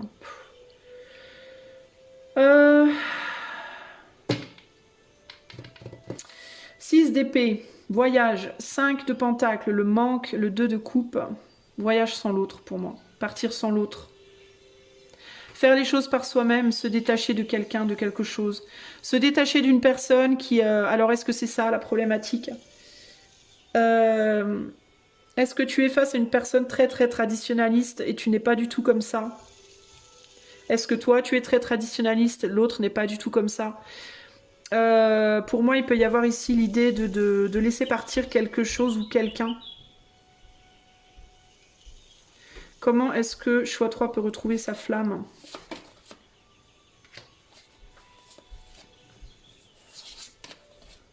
Ah, on a le 10 de bâton ici. Pourquoi j'ai autant de mal avec toi, choix 3? Qu'est-ce qui bloque chez toi, reine de pentacle? Là, on a un jugement. Et on a le 4 de bâton. Ok. Arrête de t'auto-juger, arrête de t'auto-critiquer. Ouais, mais moi, c'est ça pour moi. Si tu es capable, en fait, tu réapprends à compter sur toi, en fait. Ne crois pas que s'il y a quelque chose ou quelqu'un qui te demande de t'engager absolument, d'obéir, d'écouter, de suivre sa sagesse, sa guidance, ses conseils, voilà, même si ça te paraît être une personne solide, plus âgée que toi, plus mature, etc., etc., pour moi, on est plus ici sur l'idée de, ben non, en fait, fais ta vie à toi, en fait, crois en toi, en fait, et crois en tes capacités. Tu as ces capacités en toi aussi, pour moi. Tu vois? On a le monde, tout est possible pour toi, ici. Moi, je maintiens, écoute, je vais maintenir ce que je te disais depuis le départ. Pour moi, il faut que tu ailles de l'avant, toi. Faut pas retourner en arrière dans le passé, en fait. Même s'il y a quelqu'un qui te dit « Mais si, suis-moi, tu vas voir, ça va être bien, tout ça, machin », même si d'une certaine manière, ça peut te paraître confortable, parce que peut-être que toi aussi, en toi, tu as un petit côté comme ça, un petit côté tradition, machin truc, mais c'est comme si on te disait « Mais toi, il faut que tu te réalises, quoi, faut que tu... » C'est à toi-même qu'il faut que tu t'engages pour moi, en fait. C'est d'abord avec toi-même que tu dois t'engager avant de t'engager avec quelqu'un d'autre, tu vois. Ça veut pas dire que si c'est par rapport à une personne que tu peux pas y retourner plus tard, mais moi je pense que tu dois d'abord t'engager envers toi-même, avec toi-même, avant de t'engager dans quoi que ce soit d'autre. Alors si c'est par rapport à un lieu de vie ou un métier, pour moi, tu as une capacité, tu as une capacité probablement ancienne, ancestrale. Tu as un savoir. Et il faut que tu continues à t'engager là-dessus pour moi. Attends, je vais retirer 3 cartes. Si c'est par rapport à un métier, qu'est-ce que choix 3 doit faire pour retrouver sa flamme dans le cadre d'un métier?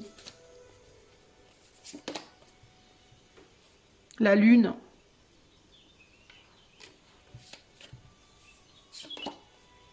Et le 10 de coupe, aller de l'avant.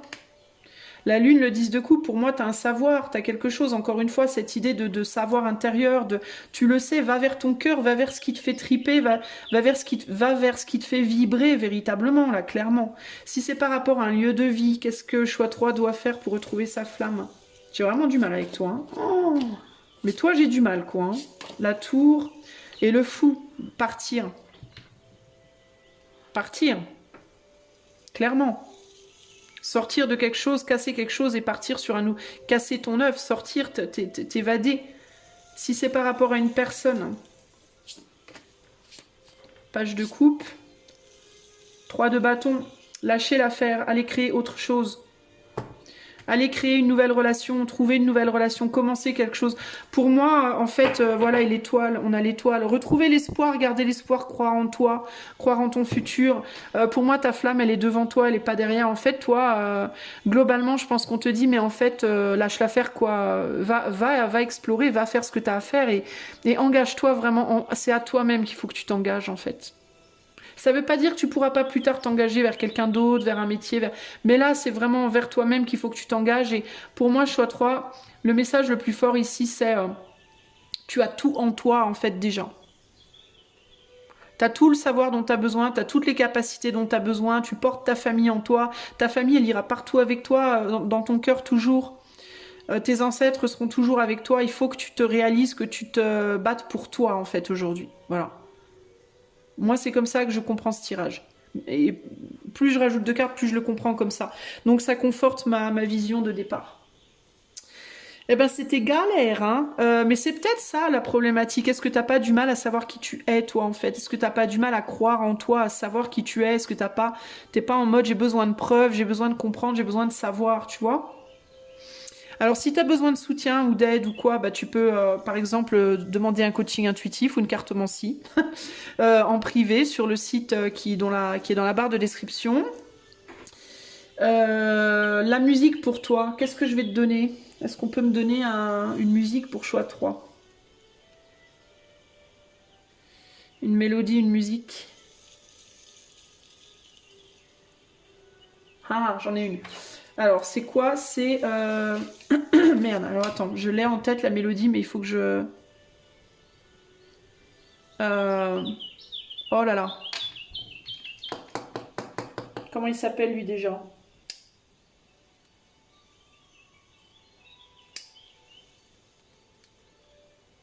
Le voyage de Bran. Voyage of Bran. Voyage of Bran.